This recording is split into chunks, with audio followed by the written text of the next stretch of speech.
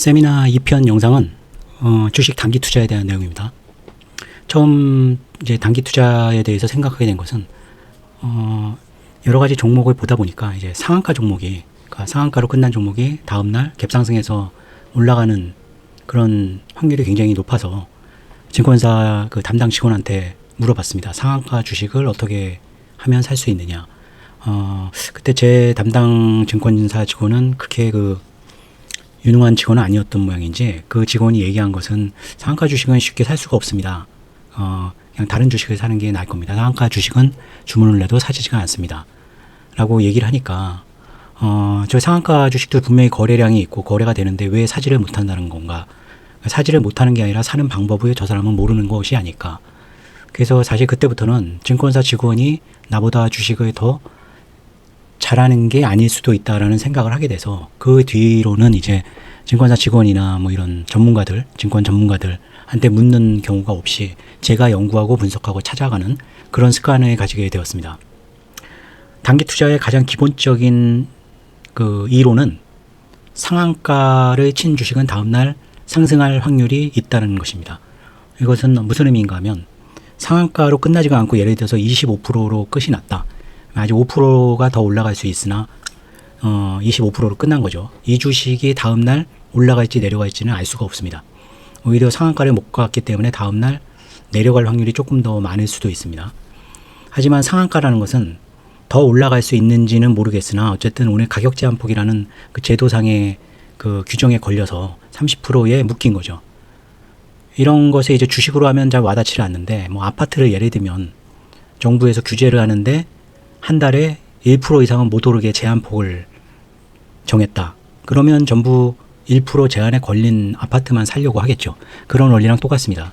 그러니까 얘가 더 오를 수 있는데도 가격 제한폭이라는 제도적인 규정에 묶여서 상한가에 머물고 있는 주식을 매수를 하면 다음날 이제 갭상승을 할 가능성이 크죠. 물론 최근에 상한가 종목들은 꼭 상한가를 쳤다고 다음날 오히려 마이너스로 시작하는 경우도 많습니다. 하지만 어떤 재료가 있고 오전 일찍 상한가에 들어가고 상한가 들어가고 나서 뭐 거래량도 적고 이런 강한 상한가의 조건들을 다 충족하는 상한가 종목은 분명히 그 매수할 경우 다음날 상승할 수 있는 확률이 다른 상한가를 가지 못한 종목들보다 훨씬 많을 것입니다. 그렇다면 단기 투자는 결국 상한가 종목, 강한 상한가 종목을 어떻게 내가 매수할 수 있느냐에 초점을 맞추면 됩니다. 여기서 제가 5가지 정도의 어떤 단기 투자의 매매 기법을 말씀을 드릴 건데, 물론 뭐 그게 25년 전 막 이런 옛날의 매매 기법이기 때문에 현재 매매에 그걸 적용할 수는 없습니다. 하지만 왜 제가 그런 매매 기법을 생각을 했고 어떻게 그걸 찾아갔고 그거에 대한 어떤 인사이트를 가지시게 되면은 본인들도 여러분들도 그 단기 투자에서 어떤 매매 기법, 특히 지금 대체 거래소가 생기면서 상한가 매매에 또 블루오션이 열리고 있습니다. 그래서 매매 기법을 찾는 어떤 접근 방법에 대한 것을 익히셨으면 뭐 충분히 좋은 전략을 만드실 수가 있을 겁니다. 제가 처음에 삼성전자를 입사를 했죠. 근데 저는 1년 3개월 삼성전자를 다니다가 이제 데이컴으로 다시 시험을 쳐서 데이컴으로 이직을 했습니다. 가장 큰 이유는 삼성전자에 처음 입사했을 때 이제 3월 달이었는데 당장 이제 2월 28일 날인가 연수가 이제 끝나고 현장으로 갔죠. 근데 다음날 3일절이라 이제 물어봤는데 당연히 그 출근을 해야 된다 뭐 이런 얘기를 했습니다. 그 당시는 토요일 날도 근무를 했기 때문에 그렇게 해서 3월 달에 제가 삼성전자에서 휴무를 한 것은 일요일 하루밖에 없었습니다. 그러니까 한 달 내내 하루를 쉬었던 거죠. 거기다가 삼성전자는 이렇게 외부로 전화를 거기가 어렵죠. 이 당시에는 휴대폰도 없고 컴퓨터로 뭐 그 HTS라는 개념도 없고 오로지 이제 객장에 가서 주문표를 써서 주문을 내거나 아니면 전화로 주문을 내는 그런 방법밖에 없는데 전화로 주문을 낼 수가 없었습니다. 삼성전자라는 회사가. 전화를 외부로 걸 수 있는 곳은 이제 공중전화인데 굉장히 먼 곳에 위치해 있죠. 그래서 이 2가지 이유. 이거 삼성전자에 계속 다니면은 주식 투자를 한다는 것은 굉장히 어렵겠다. 그리고 이렇게 나의 시간, 한 달에 한 번밖에 쉬지 못하는 그런 극악한 근무 환경에서는 투잡같이 저는 주식 투자를 생각을 했는데 그런 주식 투자에서도 성과를 거둔다는 게 굉장히 어렵겠다라고 생각을 해서 데이컴으로 이직을 했습니다. 근데 데이컴은 이제 그 당시에 격주 주무제였죠. 일요일 날은 당연히 쉬고. 그래서 처음에 옮기고 나서는 삼성전자에서는 한 달에 하루 이틀, 하루나 이틀 정도를 이제 휴무를 했는데 데이컴으로 이직을 하고서는 7일에서 8일 정도를 쉴 수가 있었습니다. 더군다나 격주 휴무라 그 당시에는 토요일에 증권사가 그 증권장이 시장이 열렸죠. 그래서 그때는 이제 증권사로 가서 객장에서 주문도 낼 수 있는 그런 환경이었습니다. 이 얘기를 왜 길게 말씀드렸냐면은 본인들이 지금 어떤 직장에 다니거나 투자 환경이 어렵다고 생각하실 수가 있을 겁니다. 하지만 필요하다면 이렇게 직장을 옮기는 한이 있더라도 자신이 투자 환경을 개선할 수 있는 방법을 찾으셔야 될 겁니다. 지금 있는 환경을 전혀 바꾸지 않고 지금은 굉장히 좋은 환경이죠. 휴대폰으로 화장실에 가서 주문 낼 수도 있고, 물론 그렇게 숨어서 직장 내에 숨어서 매매를 하라는 의미는 아니지만 제가 처음 주식을 했을 때보다는 굉장히 투자 환경이 좋아졌습니다. 자, 단기 투자 그 데이컴으로 한 거는 이 이유도 크죠. 그 인터넷이란 게 그 당시는 이제 없었으나 어쨌든 통신회사니까 주식을 할 수 있는 환경은 훨씬 좋지 않을까라는 그런 막연한 기대감이 있었는데 나중에 그 단기 투자할 때는 이것은 굉장히 중요한 사항이 될 수 있었습니다. 그래서 단기 투자로 수익을 냈던 것이 이제 97년도부터인데 이때부터 수익을 낼 수 있었던 것은 인터넷이라는 게 이제 가능했기 때문입니다. 1999년에 4월부터 이제 하나로통신에서 초고속 인터넷이 서비스가 되면서 이제 HTS 시대가 열렸죠. 이때부터 이제 컴퓨터로 주식 매매를 하면서 트레이딩이라는 것이 가능하게 되었죠. 근데 물론 텍스트 형태이긴 하지만 97년부터 이제 트레이딩이 가능해지면서 그 트레이딩을 기반으로 한 단기 투자에 빨리 눈을 뜬 저 같은 사람들은 굉장한 수익을 올릴 수가 있었습니다. 이렇게 4,300%를 수익을 냈다는 건 운도 아니고 그 시대의 블루오션에 빨리 그 증권 트레이딩이란 쪽에 빠르게 그 매매 기법을 알아내고 그것을 매매에 적용해서 수익을 냈다고 보시면 됩니다. 이 당시에 이제 한 5가지를 말씀을 드리면 제일 그 쉬운 거는 이런 거죠. 그 당시에 이제 상장법인 실적 그 관련된 그 책이 그 상장법인의 이제 실적이 나오는 책이죠. 1년에 2번 그러니까 3월 결산 지나고 9월 결산 지나면은 이제 그 책이 나왔는데 나오는 날 이제 증권사 직원한테 부탁을 해서 나오면 무조건 전화를 해달라 그래서 빨리 그걸 받아오죠. 그래서 책을 받아와가지고 그날 밤을 새면서 이제 실적이 좋은 종목들을 체크를 해서 그 다음날 바로 주문을 냅니다. 그러면은 그 다음날이나 그 다음날쯤 이제 실적이 좋은 회사들이라고 이제 쭉 정리가 돼서 매경이나 한경 같은데 이번 작년 결산 실적이 좋은 회사들 해가지고 이제 쭉 나오면 막 상한가도 가고 굉장히 높은 상승률을 기록했습니다. 지금 같으면은 좀 굉장히 어이가 없는 얘기죠. 예. 이미 오픈된 상장 기업 책자에 나올 정도면은 다 오픈이 됐을 텐데 그 당시에는 전자공시 같은 것도 없었던 것 같습니다. 공시가 있긴 있었을 텐데 찾아보는 그 시스템이 좀 약했던 거죠. 그래서 이런 식의 실적을 빨리 입수해가지고 그 밤 사이에 조사를 해서 실적이 굉장히 좋아진 업체들을 다음날 사면 한 2, 3일 내에 신문에 정리돼서 나오면 높은 실적을 거두는 지금 생각하면 굉장히 후진적인 방법인데 이때는 이것도 통했습니다. 두 번째는 지금 말씀드린 기법들이 97년부터 이제 2000년까지 이게 지수가 1000에서 500까지 떨어지는 시점에서도 단기 투자를 할 때 저는 116% 수익이 났죠. 왜 이런 수익이 났는지를 말씀드린 겁니다. 간단하게 말하면 제가 말씀드렸던 단기 투자에서 상한가 종목만을 매수한다. 특히 강한 상한가 종목만을 내 잔고에 담는다. 그러니까 결론적으로 말하면 그 종목이 상한가를 못 간다. 그러면 계좌의 잔고에 남겨놓지는 않았습니다. 그러니까 상한가 종목만 남겨놓은 거죠. 이런 기법을 쓰면은 IMF 때도 그렇고 이런 닷컴 버블이 무너져가지고 버블이 붕괴될 때도 이렇게 종합지수가 3,000에서 1,500으로 반토막이 나는 상황에서도 수익이 100% 이상 났습니다.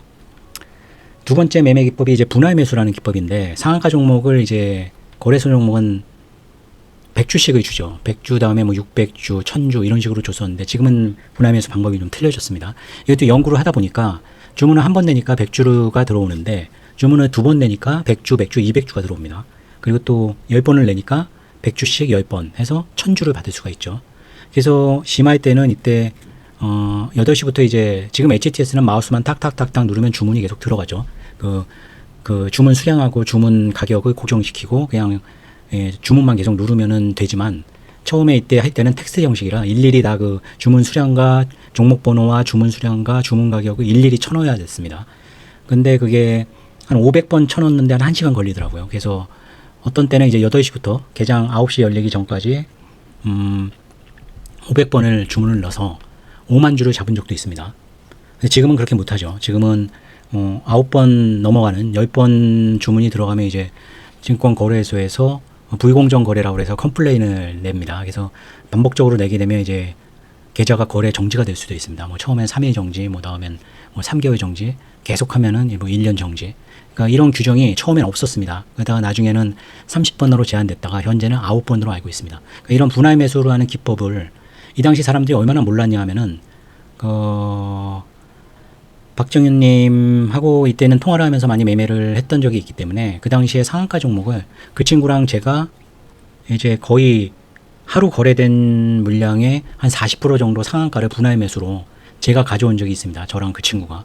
그러니까 그 당시 한 5억, 10억 정도를 운용하고 있는데 시장 전체에서 그 분할 매수로 잡는 종목의 3, 40%를 두 사람이 가져갔다는 것은 그 분할 매수 기법 자체를 많은 사람들이 쓰지 않았다는 거죠. 어떻게 보면 되게 단순한 건데 무위험 수익이라고도 할 수가 있습니다. 단단한 이제 분할 매수가 가능한 종목을 그냥 100주씩 받을 수 있는 최적의 수량으로 나눠서 내가지고 최대로 많이 받는 그런 기법이죠. 현재는 쓸 수가 없는 기법입니다. 그러니까 이런 것을 말씀드리는 이유는 왜 쓸 수 없는 매매 기법을 뭐하러 설명하냐 하는 것은 이 상한가 종목을 이제 목표가 어떤 종목을 사느냐가 아니라 오늘의 강한 상한가 종목을 어떻게 매수하느냐죠. 이제 분할 매수를 한다는 것은 상한가가 한 번도 이제 장 시작하고 깨지지가 않고 꾸준히 유지됐던 종목을 매수하는 전략입니다. 그 전략에서 이제 분할 매수라는 기법을 최대한도로 쓸 수 있는 그런 전략이었죠.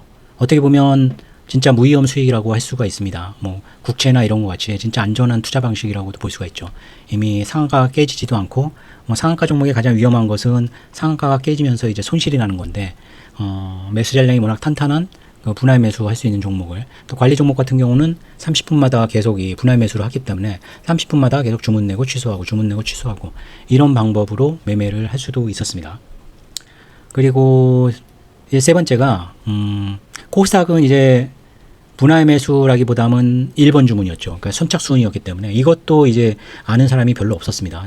코스닥 주식이 어떻게 하면 상한가 종목을 잡느냐를 진짜 많이 연구를 하고 거래소 전산실의 그 전화번호까지 추적을 해가지고 그 전산실 직원은 혹시 알까? 이 상한가 종목의 체결 그 방식이 있지 않겠습니까? 무작위로 나눠주는 게 아니기 때문에. 그래서 제가 결국 깨달은 게 코스닥이 선착순으로 빨리 주문낸 사람이 그 모든 물량을 가져가는 거죠. 주문 수량이 전부 그 소진될 때까지 그 사람이 다 가져가고 그 다음 사람이 가져가는 그런 방식입니다. 근데 이때는 사실 외국계 증권사 쪽이 좀 빨리 들어가는 그런 경향이 컸었습니다. 그건 이유가 어떤지 몰라겠는데 그래서 1번 주문을 잘 잡는 어떤 증권사로 계좌를 많이 만들었습니다. 그러니까 뭐 예를 들면 그 당시에 굿모닝 증권, 무슨 신흥증권 이런 작은 증권사들 결국엔 어떤 증권사가 빨리 오픈을 해가지고 주문을 거래소에 빨리 쏘느냐 그것이 가장 중요한 문제였기 때문에 그래서 주문도 여러 명이 냈죠. 저도 내고 뭐 제 아내한테 시켜서도 내고 주문을 회사에서는 이제 제가 과장이었기 때문에 뭐 좀 그런 얘기긴 하지만 직원들한테 시켰습니다. 직원들한테 시켜서 1번 주문을 잡기만 하면 뭐 5만 원 1번 주문으로 해서 주문이 실제 체결이 되면 10만 원 뭐 이런 식으로 그 성과급을 했죠. 그래서 뭐 1번 주문 잡는 거는 사실 8시나 8시 10분 뭐 이런 식으로 증권사별로 다 틀리게 돼 있죠. 그래서 증권사별로 계좌를 다 해가지고 1번 주문을 뭐 수도 없이 넣습니다. 1번 주문을 잡도록 넣은 거죠. 그래서 그 증권사에 1번이 잡혔다고 또 반드시 잡히는 것도 아니고 증권사끼리 경쟁을 해서 잡는 그런 식의 매매를 했습니다. 이게 선착순 1번 방식이죠. 지금의 NXT 그 대체거래소들 상한가가 상당히 이와 유사합니다. 이거에 대해서 연구를 하시면은 상한가 종목을 빨리 잡을 수 있는 매매 기법을 익히시는데 굉장히 도움이 되실 겁니다. 이 당시에 특히 이제 99년에 유일 반도체라는 종목이 이제 재료가 있었는데 5,000원 액면을 100원으로 액면 분할한다는 내용이었죠. 지금은 뭐 가끔 5,000원을 500원이나 5,000원을 100원으로 액면 분할하는 게 있었지만 이 당시엔 진짜 그 센세이셔널한 그런 굉장한 재료였습니다. 왜냐하면 5,000원은 500원으로만 그 액면 분할을 해도 상한가를 몇 번을 갔었는데 100원으로 액면 분할을 하니까요. 사실은 뭐 100원으로 액면 분할한다고 회사 가치가 높아지는 건 없지만 심리적인 효과죠. 주가가 뭐 50배가 싸진다 뭐 이런 효과가 있기 때문에. 근데 이 상한가 1번 주문으로 유일 반도체를 제가 미수 몰빵으로 잡았습니다. 7천만 원으로 잡았는데 이게 5일인가 상한가를 가가지고 모든 거 이제 다 정산하고 하니까 7천만 원이었던 잔고가 2억 5천인가로 늘었었습니다. 99년에. 하나의 그 한 종목 미수 몰빵으로 잡은 매매가 상한가 이때는 15%였나 12%였나 그랬습니다. 코스닥이니까. 그게 이제 5번 상한가를 갔으니까 뭐 한 종목으로 이렇게 7천만 원이 2억 5천이 된 거는 굉장한 수익이었죠. 자산이 거의 3배 이상 늘어난 거니까요. 굉장한 매매였습니다. 지금 말씀드렸던 아까 그 실적, 빨리 그 상장법인 책자를 빨리 입수해서 밤새워서 이제 종목을 골라서 그 다음날 매수하는 그런 방법이나 아니면 코스피에 이제 분할 매수하는 방법이나 코스닥에 선착순 1번 내는 방법이나 이것은 일단 아는 사람이 별로 없었기 때문에 블루오션이었고요. 그리고 손익비가 굉장히 높은 거였죠. 뭐 물론 이런 종목도 이제 상한가가 깨지긴 하는데 이런 종목은 이제 그 종목을 골라내는 게 문제가 아니라 그 종목을 나는 어떻게 살 수 있느냐에 초점이 된 거라 내가 살 수 있는 매매 기법을 적용해서 하는 거기 때문에 일단 매수만 되면은 거의 수익 날 확률은 99%인 그런 상황이었죠. 그래서 사실 4,300%가 이런 식의 매매가 주로 돼서 이루어진 거라고 말씀드리면 여러분들도 저게 4,300%가 가능할 수도 있겠구나. 그렇게 하면은 아까 그 한 종목 요일반도체라 한 종목 가지고도 7천만 원이 2억 5천이 되지 않았습니까? 그게 거의 그 종목 하나만 이제 300%였던 거죠. 그 2000년에는 이렇게 1000에서 500까지의 주가가 반토막 나는 상황에서도 언제나 장고에는 상한가까지 간 종목만 남겨놓기 때문에 손실이 발생을 안 하는 겁니다. 그 상한가 종목은 장이 아무리 나빠도 그렇게 강한 상한가를 나름대로 골라서 매수를 하고 그 장고에 남겨두면 다음날 갭상승을 할 가능성이 굉장히 높죠. 아니면 연속 상한가를 쳐도 굉장히 높은 수익을 거둘 수가 있고요. 단기 투자의 또 한 가지 방법은 이제 황님이라고 이제 이 당시에 매매하던 분인데 방식이 굉장히 단순했습니다. 그러니까 외국인 그 당시 이때 유행이 외국인이 이제 투자가 되는데 10시 반인가 뭐 이렇게 뭐 12시 이렇게 일정한 시간대에 외국인 투자자가 오늘 순매수한 종목이 이렇게 쭉 나옵니다. 순매수 상위 종목들이. 그게 이제 보통 HTS에 나오죠. 근데 이 분이 했던 매매는 어떤 건가 하면 체크 단말기라고 있었습니다. 거래소에서 이제 서비스하는 건데 아마 그 사용료가 한 달에 100만 원, 뭐 200만 원 그 정도 굉장히 좀 고가였습니다.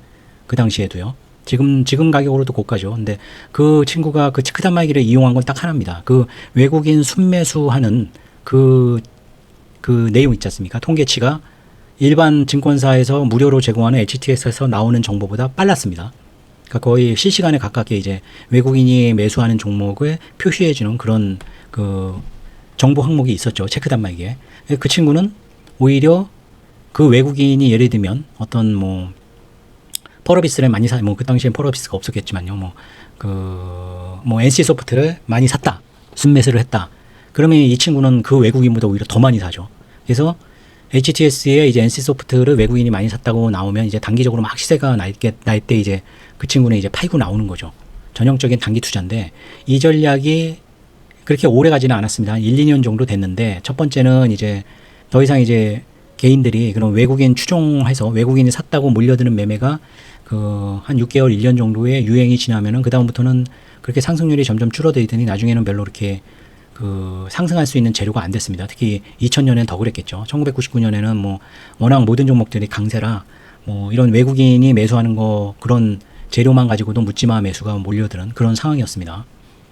그래서 그 친구는 이 단순한 매매 다른 게 없이 그냥 이거 하나죠. 그냥 체크 단말기 보고 외국인이 산 종목 집중적으로 빨리 매수해서 HTS에 그 정보가 노출이 되면 이제 팔고 나오는 그런 전략을 썼던 친구인데 이 전략으로만도 거의 뭐 80억 정도를 수익을 거뒀습니다. 근데 이제 이 전략이 더 이상 이제 블루오션이 아니라 더 이상 시장에 적용이 안 될 때부터는 이제 뭐 100%, 200%씩 내던 수익률이 거의 뭐 제로로 가까워졌죠. 뭐 이렇게 하락하는 장세에서는 손실이 났을 수도 있죠. 그러니까 이런 매매 기법이란 게 이제 스스로 이제 찾아본 거죠. 그러니까 이런 찾아보는 원리는 간단합니다. 어떤 상한가 종목이 많이 오늘 나왔는데 이 종목이 다음 날도 상한가다. 그럼 이 종목의 첫날 상한가에 미리 살 수 있었던 방법은 없었을까? 뭐 이런 거죠. 네이버나 카카오가 이재명 대통령 그 대선 이후에 막 랠리를 했는데 분명히 찾아보면 그 전에 유튜브들 중에서 이런 종목이 올라갈 것이다. 특히 그 네이버나 카카오는 윤석열 정부 때는 많이 굉장히 주가가 안 좋았죠. 하지만 이제 민주당 그 정권에서는 네이버 카카오가 상대적으로 주가가 높았던 적이 많습니다. 그래서 뭐 그런 것도 있지만 스테이블 코인으로 올랐던 거긴 하지만 그런 이유 때문에 네이버 카카오가 좋은 시절이 될 수도 있을 거다라고 미리 이렇게 나오는 전략들도 있죠. 그런 식으로 어떤 상한가 종목이 특히 연속 상한가 되는 종목, 그게 처음 첫날 내가 매수할 수 있는 방법이 뭔지를 꾸준히 스스로 찾아봐야 됩니다. 그래서 그 매매 기법을 더욱 이제 깊이 들어가서 내가 나만이 쓸 수 있는 매매 기법이 확립이 된다면은 이제 제가 이렇게 97년부터 2000년까지 뭐 어떻게 보면 이제 한 2003년까지 이제 단기 주식 단기 투자로 이렇게 꾸준히 100% 이상 수익을 1999년에는 장이 좋았기 때문에 4,300%였고요. 이런 식의 매매가 가능할 수가 있습니다. 단기 투자는 다시 결론의 정리를 해드리면은 오늘 내가 이 종목을 샀어야만 되는 종목을 내가 미리 살 수 있는 방법이나 아니면 상한가 들어갔을 때 어떤 매매 기법을 사용하면 살 수 있는가 라는 것에 집중을 해야 됩니다. 근데 그 종목이 이제 다음 날까지 강세가 되는 종목이어야 되겠죠. 오늘 뭐 상한가를 갔는데 다음 날 뭐 2% 3% 오른다 그러면 오늘 뭐 가진 매매 기법을 써서 매수할 만한 가치가 있는 종목은 아니지 않습니까? 다음 날도 이제 상한가를 가고 이런 것이 좋죠. 아니면 뭐 일주일 정도 계속 상승세가 유지되거나 그런 종목을 첫 상한가나 아니면 상승이 시작되는 초반 무렵에 내가 매수할 수 있는 매매 기법. 일단 그 종목들을 쭉 이제 정리를 하신 다음에 그 종목을 매수할 수 있는 그 매매 기법을 찾아내셔야 됩니다. 근데 이제 대체거래소 말씀을 드렸죠. 대체거래소가 생기면서 아직 한 1년 정도는 대체거래소에서 상한가 종목, 이제 웬만한 좋은 상한가는 이제 장이 일찍 열리는 대체거래소에서 그 상한가 종목을 잡지 않는 한 그 9시에 열리는 그 한국거래소 그 시장에서는 거의 뭐 분할 매수로밖에는 잡을 수가 없는 그런 상황이 펼쳐지고 있습니다. 그러니까 대체거래소가 아니면 많은 물량에 잡을 수가 없는 것이죠. 이 매매 기법에 대해서 제가 말씀드린 식대로 그 매매 기법을 스스로가 찾아내시고 향후에도 뭐 계속 단기 투자는 스스로 개발을 하시고 쫓아가셔야 됩니다. 그래서 빨리빨리 분리오션인 어떤 매매 기법을 내가 빨리 익혀서 적용을 하고 레드오션에 접어든 매매 기법은 과감하게 버리고 이런 것이 그 주식 단기 투자의 가장 중요한 점이라고 할 수가 있습니다. 단기 투자의 가장 메리트는 시장에 상관없이, 물론 이렇게 시장이 좋을 때는 수익률이 훨씬 높습니다. 하지만 IMF 때나 아니면 이렇게 지수가, 종합주가 지수가 반토막이 나고 코스닥 지수가 4분의 2 토막, 지수가 4분의 2 토막이 나고 웬만한 종목들은 뭐 10,000원이었던 종목이 뭐 1,000원, 아니면 50,000원이었던 종목이 2,000원, 이렇게 거의 뭐 90%, 95% 이상 빠지는 장에서도 수익률이 적어질 수는 있으나 손실이 발생하지는 않는다라고 자신 있게 말씀을 드릴 수가 있습니다. 왜냐하면 제가 그런 시장을 겪어왔고 그 매매 기법을 썼었으니까요. 근데 어설프게 뭐 강한 종목이라고 넣으면 안 되죠. 강한 상한가 종목만 내 잔고에 남겨놓는, 그게 사실은 단기 투자의 가장 그 핵심 사항이라고 할 수가 있습니다. 하지만 이제 최근같이 상한가 종목이 그렇게 뭐 강한 상한가가 별로 없거나 아니면 상한가 종목이 그 다음날 갭상승을 하는 확률이 너무 적거나 이럴 때는 이제 상한가 단기 투자라는 것이 레드오션으로 접어들었다고 봐야겠죠. 하지만 단기 투자는 끊임없이 레드오션과 블루오션을 이제 빨리빨리 그 흐름을 찾으면서 매매를 하시는 분들한테는 지속적으로 계속 매매를 할 수 있는 좋은 투자 방법이라고 말씀을 드릴 수가 있습니다. 네, 세미나 2편은 이제 단기 투자로 말씀을 드렸고요. 세미나 3편에서는 주식 장기 투자에 대해서 강의를 해드리겠습니다. 네, 감사합니다.